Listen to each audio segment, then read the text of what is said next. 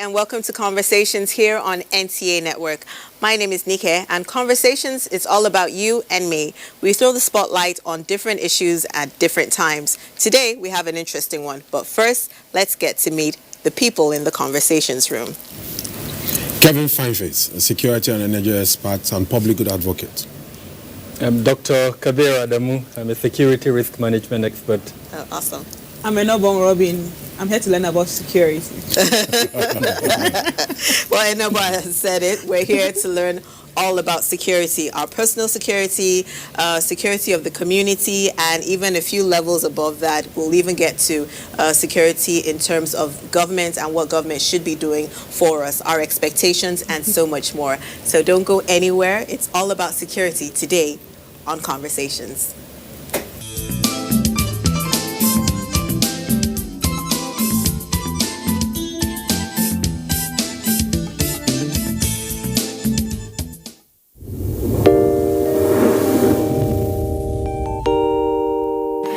When there's a child out there that's not getting the same that your own child is getting, the difference will tell, and there will come a time in the society where that child is going to take its pound of flesh. Where you can actually, everything from watching a program with the child, you can start up the conversation from something on the TV and say, oh, you know. For me, it's like, hurry up with this business. And the other one said, Auntie, it's not about me, it's about the guys. They're not ready to marry. Yes. If she wants to ask something, no, I know my mother very well. In fact, the most interesting one is when I put up pictures on WhatsApp, you know, Snapchat filters and all that, she will call me, remove that picture. There was a day I got tired of all that and I said,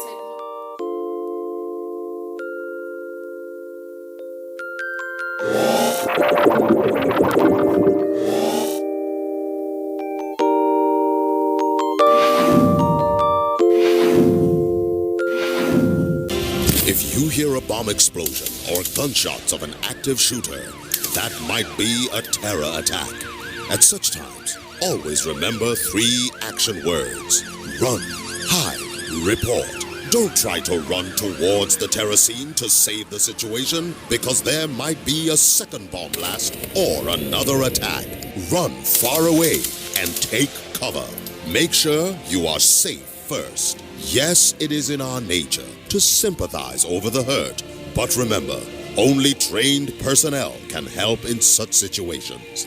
When in a secured environment, promptly call relevant authorities and help will come. For anonymous reporting, call 09630-3250-5 or 0813-2222-106. If you see something, say something. Nigeria, unite against terrorism. This message is brought to you by the Federal Ministry of Information and Culture. Nigerians. Suicide bombers are not spirits. They are not ghosts. They are human beings like you and me. They live amongst us. They are your neighbors. They are your friends today, but terrorists tomorrow. So you must know your neighbor now. Security begins with you and me. Know your neighbor. Be vigilant. Be security conscious. Report suspicious persons, objects, and movements to the police and other security agencies. The security of our nation is a duty for you and me. If you see something, say something. Nigeria, unite against terrorism. This message is brought to you by the Federal Ministry of Information and Culture.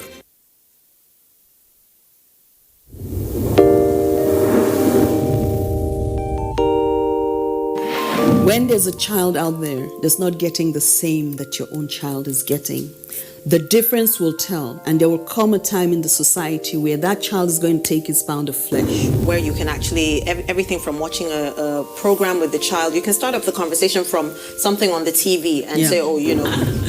For me, it's like, hurry up with this business. And the other one said, Auntie, it's not about me, it's about the guys. They're not ready to marry. yes. If she wants to ask something, no, I know my mother very well. In fact, the most interesting one is when I put up pictures on WhatsApp, you know, Snapchat filters and all that, she will call me, remove that picture.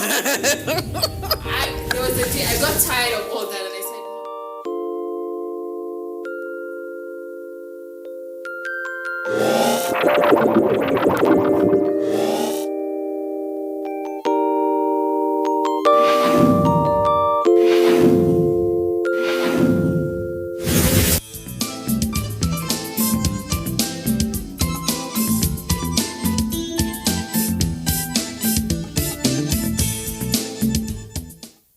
We're talking about security today here in the conversation room.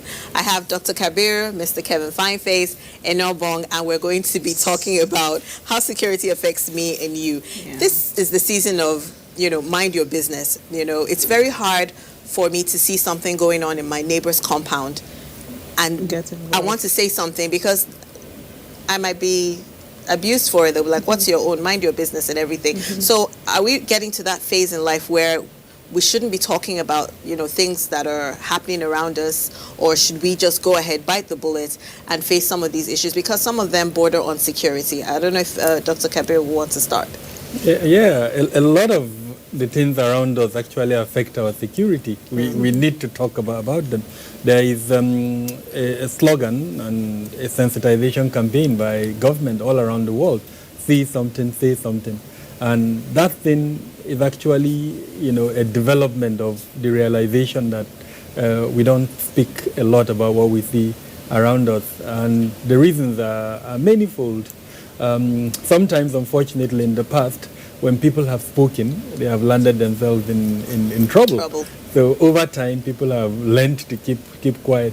Even though we do talk among ourselves, I mean, you just need to go on Twitter or Instagram and you see virtually everything being spoken about. Yes. But are we directing that conversation to the right channel? I think that is where the issue is. So yes, we need to speak about the things we see around us, because at the end of the day, if we speak and steps are taken, then it will be good for our security. If we keep quiet, then that small thing that should have been nipped in the bud at the beginning would grow into a big monster that unfortunately will not be controlled. Kevin? Yeah, for what he said, I would like to put it from the angle of good neighborliness. We cannot, pretend to live in isolation. We need to begin to know who those are our neighbors. One of the things I often do whenever I move to a new place is to get to meet my neighbors. Yeah. Knock on your door, get to let you know I live here, tell you what I do, so as to know what you do. It gives you a fair knowledge of the people you live with within an environment. What that does also, if they get to see someone come into my compound, they will want to be sure if it is part of my compound, it lives in is a family member or not. So good neighborliness will really help. See something, say something is a good thing. But I think government needs to begin to create more of anonymous windows for people to truly say something that they've seen, especially where that the level of compromise and connivance from inside of the security agencies is on the high side, where you saw something, you're saying it, and those who you're telling are supposed to protect you are giving information to the suspect that you are the one who brought it. Is your neighbor that brought this information to us. Ordinarily, we wouldn't have known. And the man brought further and said to know my neighbor, which of my neighbor. And he said, your neighbor now, one John. Okay, he goes and you become an enemy, like what you said. Yes. But we cannot, because of the fear of being stigmatized or called out, not to say things that can save the entire community. It's important we don't just keep quiet. It's also important for government to take the lead in creating an enabling environment for people to see what they've seen. And it's important also for people to truly see and say what they've seen, and not just to raise false alarm, like you find sometimes. There's a case at hand, I saw it on Twitter yesterday. The young guy went to buy something from a lady in Jos, and they had some disagreement, and she reported him to the soldiers, the task force there, and they picked up the guy. The guy came back complaining of body ache 2 hours after he's dead. Wow. And now they could not, the lady has gone, she's just disappeared from the reports, from the stories we have on the ground, and they cannot even trace those who picked him. Wow. So we have scenarios like that, because abuse is inevitable once the importance of a thing is not known. So that's why we need to be sure that we are putting the right measures in place. Security is basically a condition. Yeah, you've talked about government, once or twice already, but don't you think some of the blame is even on us as individuals? How secure are we as individuals? I mean, I can speak for myself sometimes, I can get down from the car and quickly just enter the supermarket without looking at my car, because I'm like, you know what, I can see the car, I can see if anyone is, there's a school of thought on taking your children to the market. If your children are in the market with you, don't leave them in the car. Have you ever gone For me, into the market with kids?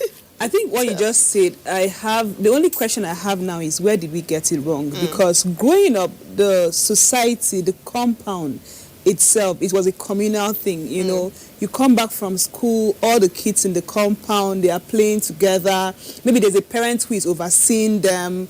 But if you are at work as a parent, you are sure that there was one parent, they're taking care of like 20 kids who are playing, 10 kids. Even with the food, you could eat in anybody's house, and you are assured that by the time you come back from work, all you have to do is tell the neighbor, thank you. There was no expectation, there was nothing. It was just fun and love and peace. But right now, with the phones, social media, the vices around, parents don't trust each other. As a matter of fact, kids are not even social anymore. You stay in the same compound and you may not even know the name of the neighbors in the next compound. So that for me is the one question I have. Where did we go wrong? Because way back, if something happened to you and my kids were playing with your kids, I could intercede. You understand? I can say, stop that. This is this person's child. Or, I know this man. This is not what is going on. But right now, you can't really intercede. I think the first thing people do now is Instablog. You know? The first thing people do now is make a video for evidence, take pictures, send it to social media, go to Twitter. But how did we get to this point? For that, when you mention the Instablog thing, there's a growing re-engineering, re-understanding of how things happen. Social justice has come to stay, and you find people seeking justice in the public space because the judicial system actually failed to some extent. When you don't dispense justice, you give judgment but no justice, and people will find a way to want to get justice. That's one. Two, because there's no trust with the relationship with the security agencies, someone cannot just go, like we said earlier, if there are no anonymous windows with which you pass vital information of security importance, then of course you want to look for the other means to use social media to throw it up there for people to see. Okay. Say we go on, sentimental appeals. People want to be seen to be adjudged to doing good, or as the one that is trying to shame one person or the other. So there's a need for social reengineering, no doubt about it. I grew up in a neighborhood where I used to have close to 15 to 20 kids left behind for me because I love kids. Parents would go to work and all of that, but that's not possible now, right? Because we're all living in isolation.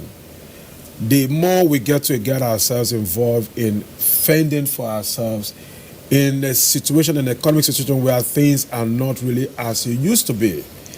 We are taking away communal relationship from our relationship. We are no longer doing so. We are living in isolation. Everybody to himself. But that's for many reasons. So there have been situations where kids get injured in the same communal space. Kids get injured and no one saw anything. Yeah, because you don't want to be attacked. People get injured in the house. Yes, I understand that. But if my kid gets injured in your compound, I would like to know what happened. What happened before? What happened at that point? What happened? What measures did you take right after? But if I go and they said, "Oh, he fell down," and you don't tell me anything more than that, my kid won't. But then it was trust. You would trust that the adult around is going to. Do the right thing. Or even different thing. Let's separate two issues so that we're clear. There is safety and there is security. There are two different things. Okay. And one of the major, I would say, concerns in our society today is that we are not able to separate these two issues. Okay. So if you build a house, have you taken safety into consideration? So your stairs, as an example, if you have a staircase in the house, is there any signage there telling the visitor that be careful, there is a it's stairs slippery, here. Or if you have a child. Just yesterday I was hearing from a friend, she has a 1 year, 3 months old baby. And then she left the baby crawling, and then a scorpion crept down, unfortunately, and bit the baby. So those are safety issues, which we must be clear about. They are internal. They are internal to us, and unfortunately, as a society, we do not take measures to reduce the safety elements within our environment. Now, security features. That is where there is an outward attempt by usually an outsider to harm us. Okay. I say usually an outsider because sometimes it will be an insider. Now, that would be a security threat. So I think we need to separate that. Now, with regards to your earlier statement, part of the reason why we found ourselves where we are is the collapse of the family value system. And there are a lot of reasons for that collapse. One of them is, unfortunately, religion. The preaching that religion used to do to make us understand the concept of being your brother's keeper. Unfortunately, it has reduced tremendously. The second very important thing is our selfishness, our desire to accumulate, forgetting that the other side too also wants to accumulate. And then, of course, very importantly, the failure of the government side to punish those who actually carry out those offenses. So when you ask why are we where we are, firstly, our development. We're living in a cosmopolitan city like Abuja. Likewise, if you go to Lagos, you have the same problem. But if you go to my village, for instance, they are still living the way you described. Yes, I think so. I think part of the challenge is... We are going back to the village. You know, there have been situations where, you know, Abuja is a constantly evolving city. So, you know, you have pockets of development, and then right beside it is, you know, property that isn't developed at all. That happened to my mom. She had her building, and then right beside it was a building that wasn't completed. And both of us drove out and left for church, and some people in the abandoned building just jumped into her compound and they robbed us. You know, so the issues with abandoned buildings in particular, is there something that can be done to protect us, those of us that are living in, you know, fully occupied buildings? So two levels. Firstly, we what we talked about, see something, say something. When we notice abandoned buildings like that, we should report it. An abandoned building? Yes. To who? To the police, as an example. I've done it. This building is abandoned? Yes. So is that an agency? So the police. You mentioned it to the police, yes. Okay. Because what they will do, if they are doing the right thing, they will investigate who owns that land. Okay. And then go and tell the person who owns the land that your land, which is abandoned, is becoming a haven for criminals. Oh, okay. So, and then if it's reported to the Development Control Agency, they can even confiscate that land from the person. They will give him time to build it, or in some instances put a fence and a gate so that it stops. You get a security to be able to secure the place. Building. So wait, though, let me ask you, I can just carry my phone, call police and say there's an abandoned. No, not like I'm telling you, it happened. You guys make me a snitch. No, it happened. He's done It has happened. In fact, twice. Is that a proper thing? Once in Kano, and then the other one in Maiduguri. Wow. Unfortunately, the one in Maiduguri, and this is a bit funny, it belongs to the mother of the former governor of the state. So by the time it was reported, there was nothing that could be done. But then it triggered some action, because immediately after it was reported, even though we could not force her to build it, she fenced it, and then ours was that it shouldn't become a haven. What youths would go there in the evening, smoke, and then from that smoking they would see certain things, and before you know it, it becomes an they start doing certain things, and not because it's well informed, it's been able to take that out. For some of us, they won't even bother and say, you know, abundance, darkness, you know, encourages crime. Darkness anyway encourages crime. That's what they call the crime control through environmental design, which is building your houses or putting infrastructure in such a way that it makes it difficult for any criminal elements to carry out such kind of operations. Sometimes things happen to people. Abandoned buildings just spring up from nowhere. It could be some various reasons, but there are also provisions in the development control that, you know, frowns at being abandoned for a longer period. Yeah.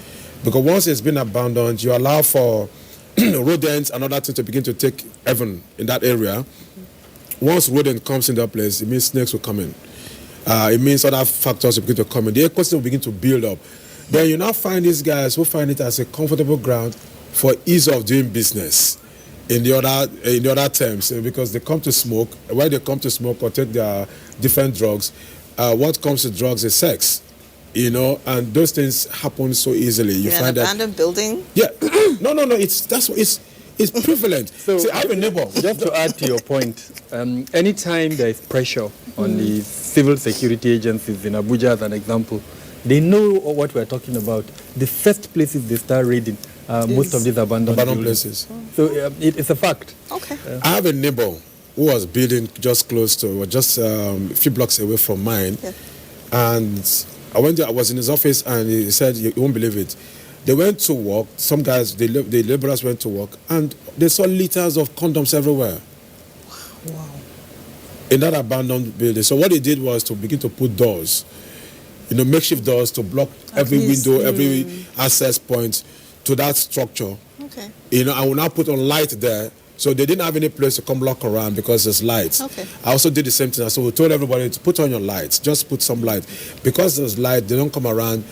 To shock you, I was in my car parked, I was in my neighbor's place parked, and a lady walked up to me and said, she spoke Hausa, she was putting on this job, and I didn't understand what she was saying. And she gave signs, and when she gave those signs, I'm like, excuse me, and she started walking away. So when I mentioned it, I said, I don't know, they come around Ah, because there's darkness, wow. because there's darkness, so they come around. They know how they congregate. Anything can happen in the midst of darkness. So in the past, there was this attempt to create what they called smart city in Yes. Abuja. Yes, I remember. The concept of the smart city would have allowed CCTVs, it would have allowed lighting, Yeah. We can I'm go just back to trying that to at some reinforce point. the point that But- lighting is significant to security. I was just going to get to that. As an expert, if I was to leave my home for a long weekend, a week, is it better to have the lights in my compound on or off? Because if it's Two on ways. during the day, people will know that there's nobody at home. I mean, why is the light look on? at two ways, right?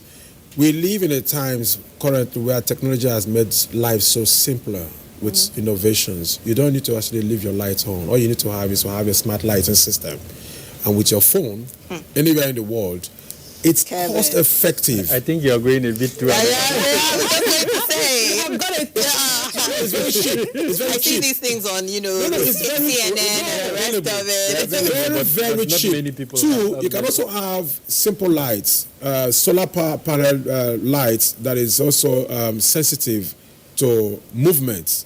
Light sensors. Okay. So at night they pop up once anybody walks around it, and they go off again because they're just sensors. Some of these lights are like 10,000 naira. You Okay. understand? In your compound. Then at home, you have a switch that you just put in there that's more of a retrofit. You don't need to break any wall. It's a retrofit. It just means that you have a switch before, you bring another switch that is, had an RFID, and you put it, and you just connect these things, and it goes on. So you don't need to think about it. It's important your light goes off and on. If the light stays on for a longer period, it tells somebody who has interest, who has been monitoring your place, to say, oh, she's not around or he's not around. So what they will now do is to try burglary to see if they can get something, if you don't have any form of security. So from time to time, what I encourage people to also do is that from time to time, try as much as possible to avoid any type of routine that you do. Also, create some impression. Some people put CCTV, but they don't have CCTV. They have dummy CCTV. They don't have any functional CCTV. Yeah. Some people tell you there are dogs here, beware of dogs. They don't have. Or beware of snakes. Beware of snakes. They do those things Even lions deliberately people are using. to kind of ward off intruders. Okay. This is happen. See, we live in the times where we have to survive in any means necessary. If the government on our part is having challenge with budgetary consideration, it mentioned a smart city. 700-something million naira was spent for Abuja CCTV project. None is working currently.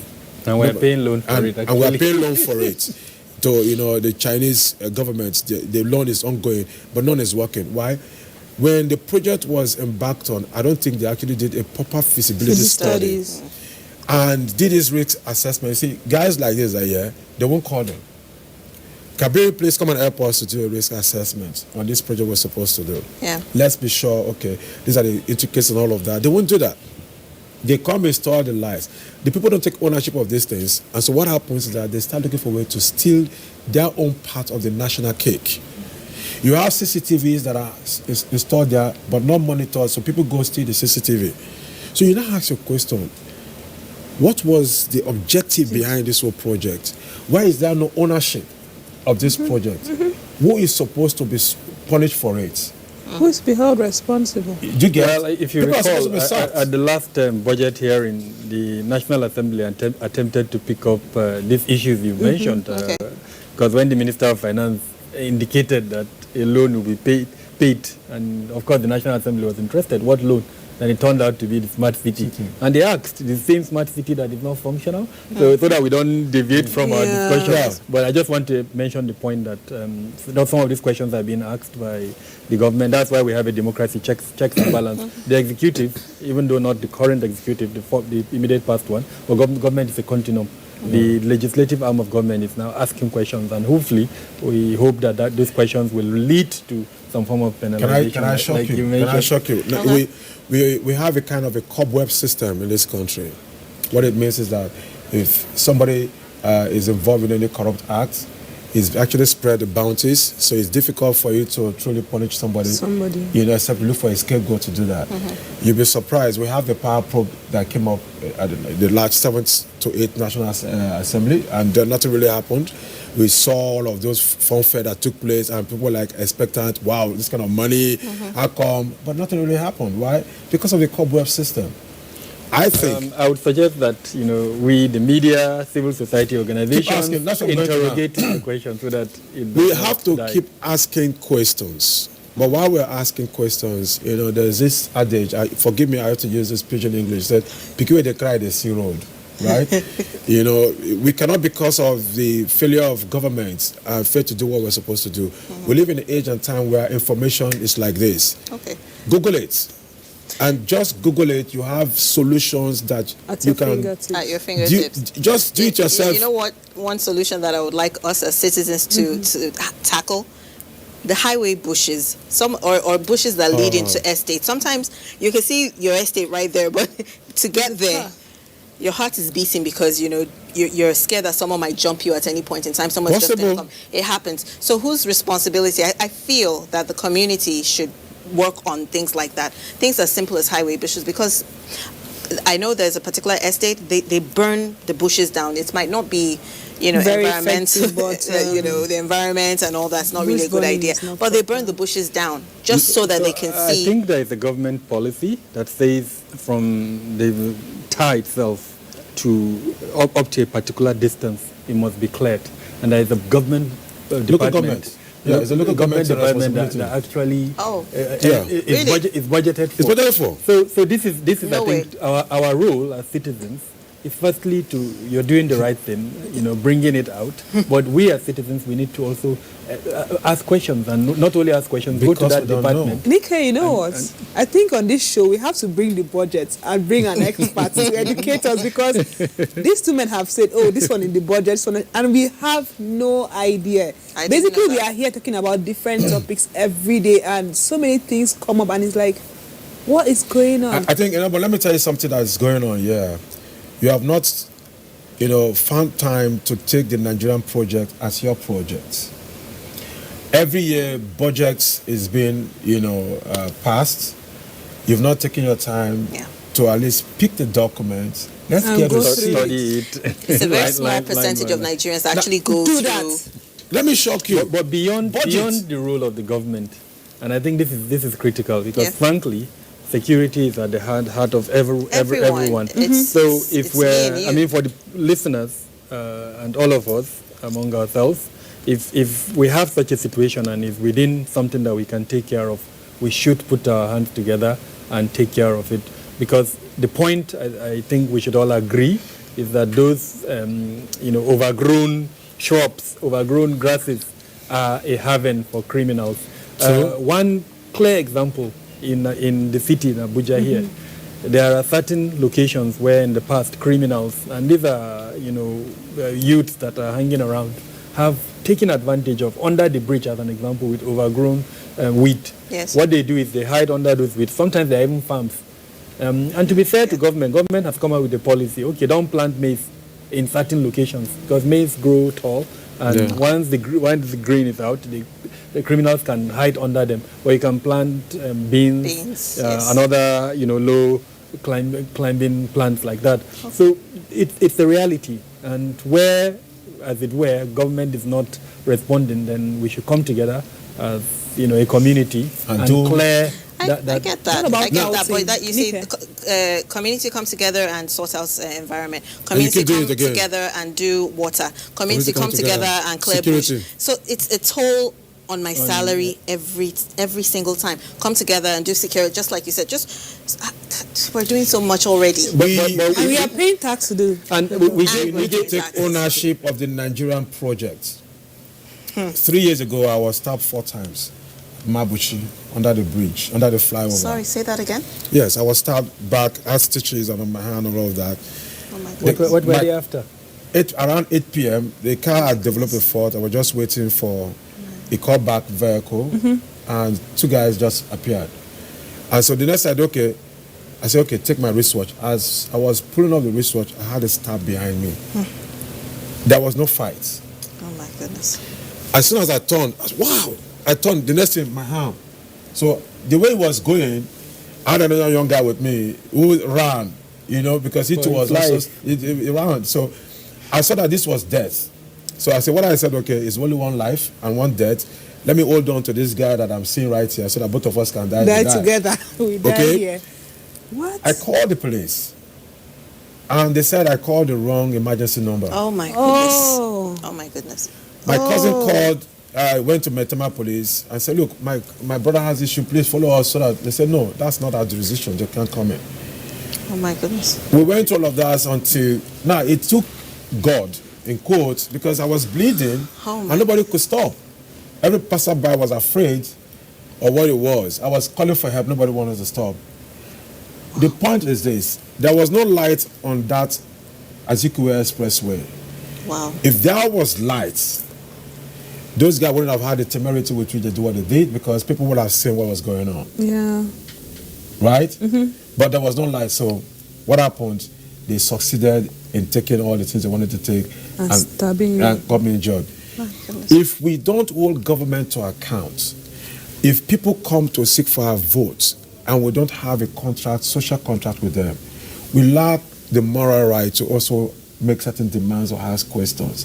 I'm looking forward to the time where we cannot just go to the polling booth and just do our vote, but we'll go to the polling booth to ensure that we are part of the political process, right from being members of political parties, social, group, you understand, and ensuring that we have people that are supposed to. So if some group of persons believe that, they want to hijack the political process and in the primary, install somebody, impose someone on us, we look out for any other person, any other party and vote for. So we'll go beyond party lines and vote for individuals. Yeah.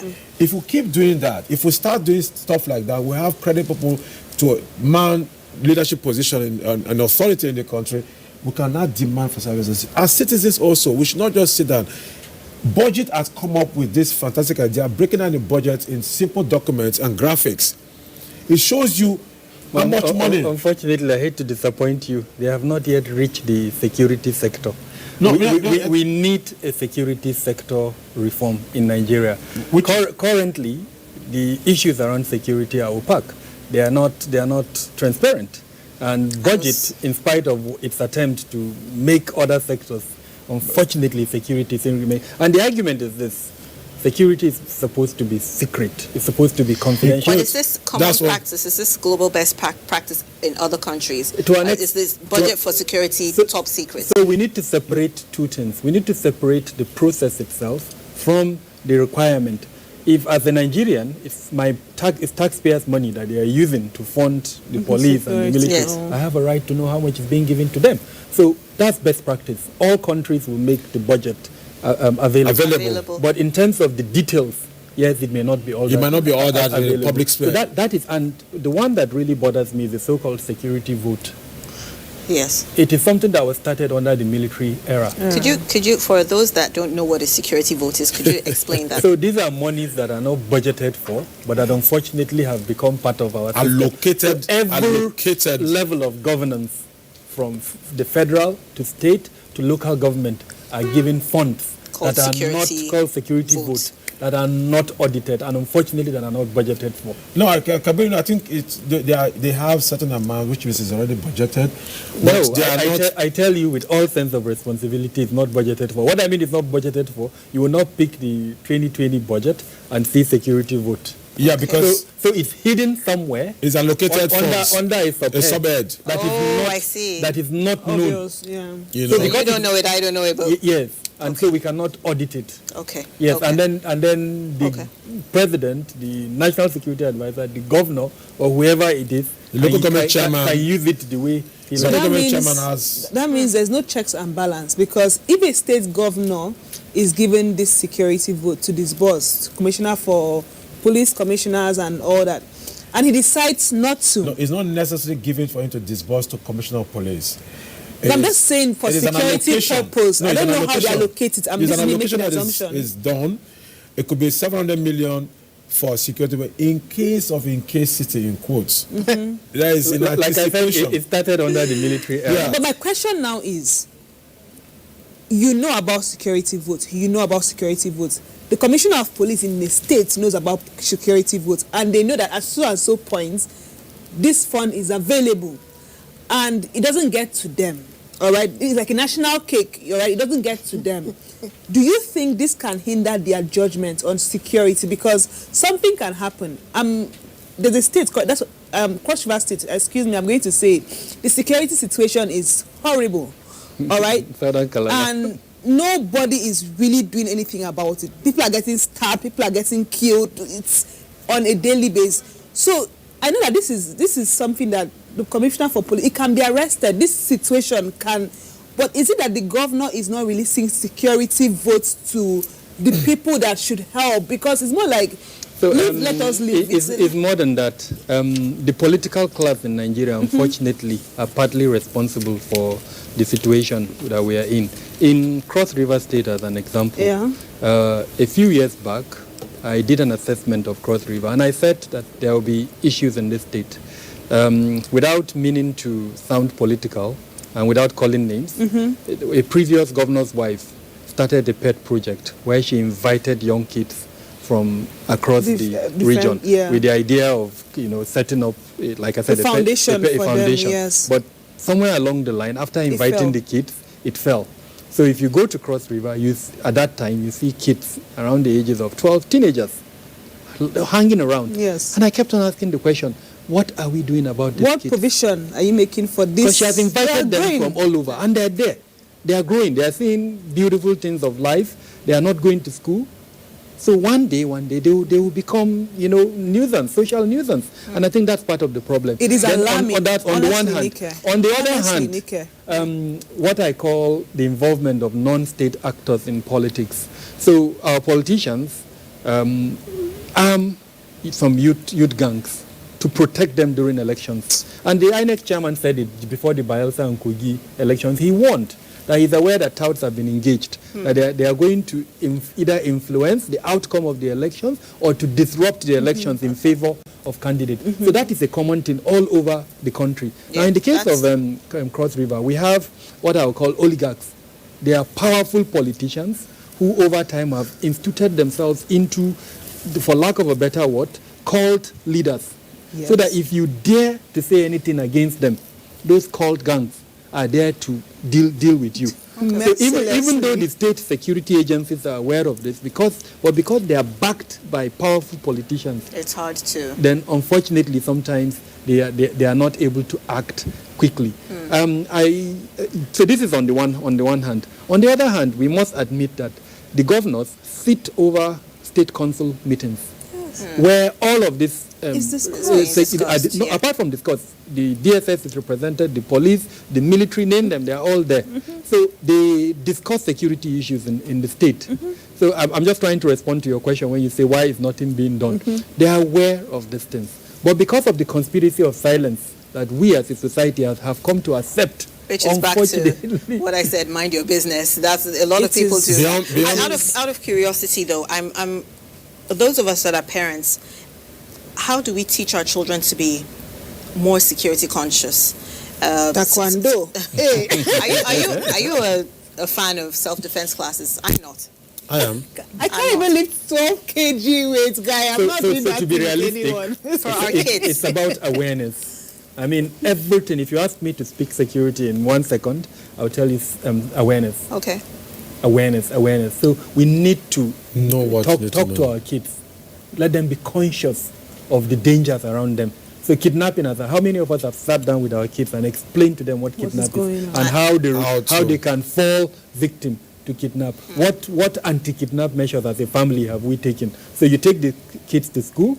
Have you told them, for instance, that if someone is coming to pick them and if he doesn't mention XYZ, or he doesn't present a card, or he doesn't say a quote that you've agreed to, that they shouldn't follow him? The school that your kids are going to, do they have cards that they've given to parents that only holders of those cards? So consciousness from at the level of the kids, at the level of the parents, at the level of the school, the nannies, and everyone around us in our space. Have we taken time to learn about that and then to teach each other around that? That for me would be the beginning. If we haven't, then this is the time to do it. Each security threat, because I just used kidnapping as an example, there are several other security threats. We need to pick them one by one, have discussions with the kids, sometimes during dinner or lunch, or just when we're coming back from church or mosque, as it were. Have a discussion with them. Allow them to ask questions, because we're guilty, unfortunately, as African parents. Yes. We don't encourage our kids to ask questions, and when they do, sometimes we shut them down. No, we shouldn't. But not all of us anyway. I'm happy to hear that. Yeah, because I'm a different man, a different parent to that effect. My kids ask I me have a questions. question though. This concerns the security on the road at night. I mean, the checkpoints. What is the proper attitude from the civilian to the police person and vice versa? All right. Initially, when I would drive past a security point, I would brake, on my light, wind down, and all that, and then they tell me to go. Then one day I'm in the car with a lawyer friend of mine who happens to be in the UK, has been there forever, and he's like, "Why do you have to wind down? All you have to do is drive slowly, get close to them, on your light, they can see you, and go." And I'm like, hold on, what did you say? He said, you don't have to wind down. I'm like, this is Nigeria. Don't do that. So when he left, the next day I tried it, all right? And this guy had his flashlight on my eyes, so I couldn't even see where I was going. I had to stop. I didn't have a choice. And then when I wandered down, I'm like, good evening, sir. And then he says, fine girl, I will go home with you tonight. Imagine. I said, I was shocked. I'm like, what kind of conversation? I'm like, oh God, please, I'm just coming up from work. I am tired, I need to go. But I've seen them, at night, you are tired, you need to go, and they are trying to ask you for money. For me, it's okay if you have the money, give them, because it's cold. No, it's not okay. I'm sorry, okay. It's not okay. Sir, I mean, if you have money, don't give. So, but I need to know the proper protocol, the proper thing to do at that point. Standard operating procedure. You study it, you slow down, and you get to where you put on your lights. In fact, before you get into the checkpoint, your inner light must have been on so that it gives you visibility. It also helps you to know way ahead of time to know if these people are actually real policemen, because you need to be sure that there's what we need to do, basic security education. You made mention of awareness, which forms all of that. How much information do we have as citizens to know our simple road drills? How much information do we have as citizens as to know simple basic security architecture within our neighborhood? We're not well informed, we're not well educated, everything happens by happenstance. We are a people that are experiential in nature. Yes. It's when we have an encounter, we now begin to learn from the process. By right, security, safety drills and health is supposed to be done in schools. From primary schools, you're supposed to be health and safety, drill, fire drills, yes. Those things. Some schools that are well advanced, especially those foreign schools, they'll do those things. Yes. Every now and then they have the monster drills, and to get the monster up and all of those things. But we don't find it in public schools. It used to be back then in school, because I went to public school, and we had that experience. You know, public safety was there. But we don't have that anymore. So we can begin to reintroduce that into our curriculum to ensure that our kids understand simple basic drills. That by the time you get to a certain level, nobody needs to tell you what you need to do. Exactly. You now know that, see, if you see a police officer, if you see checkpoint, in some cases, checkpoints, you're also pre-informed that there will be checkpoint at XYZ location. Because there's every likelihood, if you're not informed, that criminals can also put their own checkpoints. Checkpoints up, We've seen situations like in the Northeast, the guys are dressed in military camouflage, you know, acting like military checkpoints, and weeks up people out of that place. And people are actually oriented. So we need to constantly educate us. And that's why the security agencies need to be held responsible in this time. Because they have not been able to well inform the public as to help them. Now, there's another aspect. Unprofessional conduct is a common trend you find across the security agencies. Unprofessional conduct, you find it across the agencies. Why? A lot of these people that are employed were not qualified for the job. They find themselves in that environment, and so when they see you, it is an aberration for an officer to stop and say, "Fine girl." That's very violated. It is not acceptable. Because he's What on do you duty. mean I'm going home with you? But He's on duty. it was a good thing that you kept quiet, or else the case would have been turned against Yes, you. It would have. I mean, some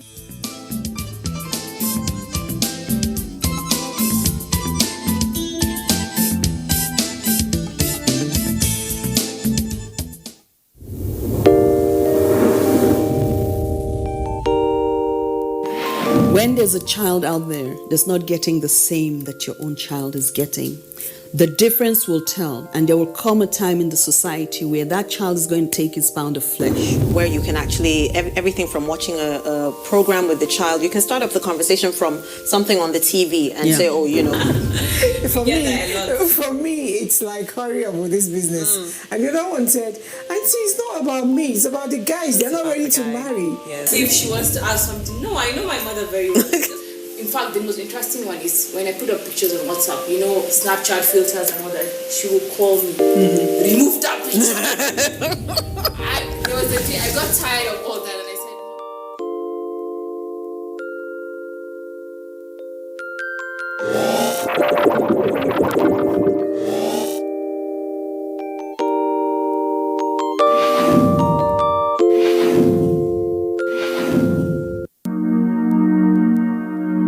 Nigerians. Suicide bombers are not spirits. They are not ghosts. They are human beings like you and me. They live amongst us. They are your neighbors. They are your friends today, but terrorists tomorrow. So you must know your neighbor now. Security begins with you and me. Know your neighbor. Be vigilant. Be security conscious. Report suspicious persons, objects, and movements to the police and other security agencies. The security of our nation is a duty for you and me. If you see something, say something. Nigeria unite against terrorism. This message is brought to you by the Federal Ministry of Information and Culture.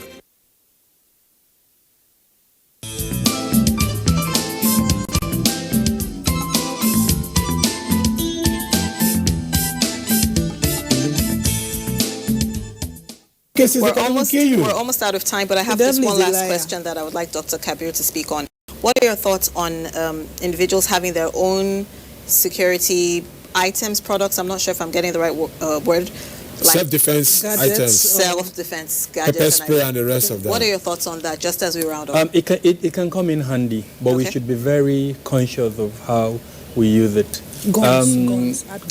So remember that if you have a toy gun, as an example, or a pepper spray, and you bring it out to use it, and the adversary has a real gun, he's not going.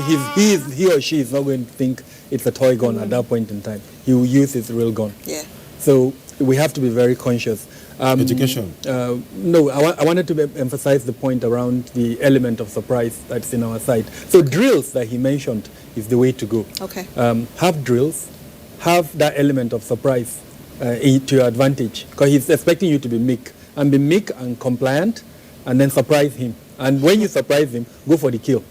Oh. Because the point I'm making is this: he would not imagine that it's a toy. Yeah. If he's going to come back at you, he's coming back with real force. Real force, real power. So I'm it's thinking either, fighting it's either you classes. don't do it, or when you do it, you go for the kill. Okay. And my advice as a professional who has been doing this for a very long time is don't do it.